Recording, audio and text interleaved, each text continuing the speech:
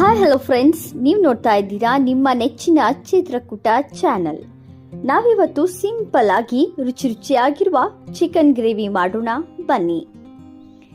Chicken gravy ಮಾಡಲು ಬೇಕಾಗುವ ಸಾಮಗ್ರಿಗಳು: ಅರ್ಧ ಕೆಜಿ ಚಿಕನ್, 2 ಮೀಡಿಯಂ ಸೈಜ್ ಈರುಳ್ಳಿ, 2 ಟೊಮಾಟೊ, 3 ಹಸಿಮೆಣಸಿನಕಾಯಿ, 5 ರಿಂದ 6 ಬೆಳ್ಳುಳ್ಳಿ, ಕೊತ್ತಂಬರಿ ಸೊಪ್ಪು. ಮೊದಲು ಅರ್ಧ ಕೆಜಿ ಚಿಕನ್ ಅನ್ನು ಚೆನ್ನಾಗಿ ತೊಳೆದು ಒಂದು ಬೌಲ್ನಲ್ಲಿ ಹಾಕಿಡಬೇಕು. ನಂತರ ಸ್ವಲ್ಪ ಕೊತ್ತಂಬರಿ ಸೊಪ್ಪು, ಪುದೀನ, 2 ಹಸಿಮೆಣಸಿನಕಾಯಿಯನ್ನು ಕುಟಾಣಿಯಲ್ಲಿ ಹಾಕಿ ಚೆನ್ನಾಗಿ ಕುಟ್ಟಿ ಪೇಸ್ಟ್ ಮಾಡಿ ಇಟ್ಕೊಳ್ಬೇಕು.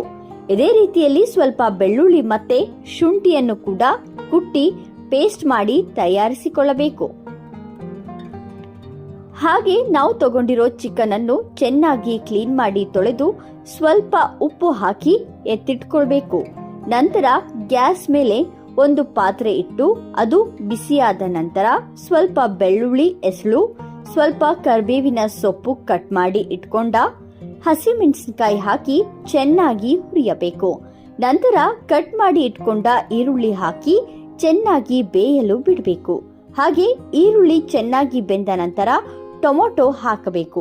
ಜೊತೆಗೆ ರುಚಿಗೆ ತಕ್ಕಷ್ಟು ಉಪ್ಪು ಹಾಕಿ ಟೊಮೊಟೊ ಈರುಳ್ಳಿ ಬೇಯಲು ಬಿಡಬೇಕು. ಲೋ ಫ್ಲೇಮ್ ನಲ್ಲಿ ಚೆನ್ನಾಗಿ ಬೆಂದ ಬಳಿಕ ನಾವು ಕುಟಾಣಿಯಲ್ಲಿ ಕುಟ್ಟಿಟ್ಟ ಬೆಳ್ಳುಳ್ಳಿ ಶುಂಠಿ ಪೇಸ್ಟ್ ಅನ್ನು ಪಾತ್ರೆಗೆ ಹಾಕಿ ಚೆನ್ನಾಗಿ ಮಿಕ್ಸ್ ಮಾಡಬೇಕು. ಇದಾದ 2 ನಿಮಿಷದ ನಂತರ ಚೆನ್ನಾಗಿ ತೊಳೆದು ಇಟ್ಟ ಅರ್ಧ ಕೆಜಿ ಚಿಕನ್ ಅನ್ನು ಪಾತ್ರೆಗೆ ಹಾಕಿ ಸ್ವಲ್ಪ ಬೇಯಲು ಬಿಡಬೇಕು. ಹಾಗೆ ಸಣ್ಣ ಪಾತ್ರೆ ಮುಚ್ಚಬೇಕು. ಆಮೇಲೆ ಅರ್ಧ ಚಮಚದಷ್ಟು ಅರಿಶಿಣ ಪುಡಿ ಹಾಕಿ ಮತ್ತೆ ಸ್ವಲ್ಪ ಮಿಕ್ಸ್ ಮಾಡಿದ ನಂತರ ಪುದೀನ, ಕೊತ್ತಂಬರಿ ಸೊಪ್ಪು, ಹಸಿಮೆಣಸು ಪೇಸ್ಟು ಪಾತ್ರೆಗೆ ಹಾಕಿ ಸ್ವಲ್ಪ ಹೊತ್ತು ಬೇಯಲು ಬಿಡಬೇಕು. ಚೆನ್ನಾಗಿ ಚಿಕನ್ ಬೇಯ್ತಾ ಇದ್ದಂತೆ ಅರ್ಧ ಚಮಚ ಗರಂ ಮಸಾಲಾ ಪೌಡರ್, 1 ಚಮಚ ಧನಿಯಾ ಪುಡಿ, 2 ಚಮಚ ಚಿಕನ್ ಮಸಾಲಾ ಪೌಡರ್ ಹಾಕಿ ಸ್ಲೋ ಆಗಿ ಮಿಕ್ಸ್ ಮಾಡಬೇಕು. ಜೊತೆಗೆ 10 ನಿಮಿಷ ಕಾಲ ಚೆನ್ನಾಗಿ ಬೇಯಲು ಬಿಡಬೇಕು. ಈಗ ರುಚಿಯಾದ ಚಿಕನ್ ಗ್ರೇವಿ ರೆಸಿಪಿ ರೆಡಿಯಾಗಿದೆ. ನೀವು ಕೂಡ ನಿಮ್ಮ ಮನೆಯಲ್ಲಿ ಈ ಚಿಕನ್ ಗ್ರೇವಿ ರೆಸಿಪಿ ಟ್ರೈ ಮಾಡಬಹುದು. ಈ ವಿಡಿಯೋ ಇಷ್ಟ ಆದಲ್ಲಿ ಲೈಕ್ ಮಾಡಿ, ಕಮೆಂಟ್ ಮಾಡಿ, ಜೊತೆಗೆ ಪಕ್ಕದಲ್ಲಿರುವ ಬೆಲ್ ಬಟನ್ ಅನ್ನು ಒತ್ತಿ ಹಾಗೆ ಶೇರ್ ಮಾಡಿ.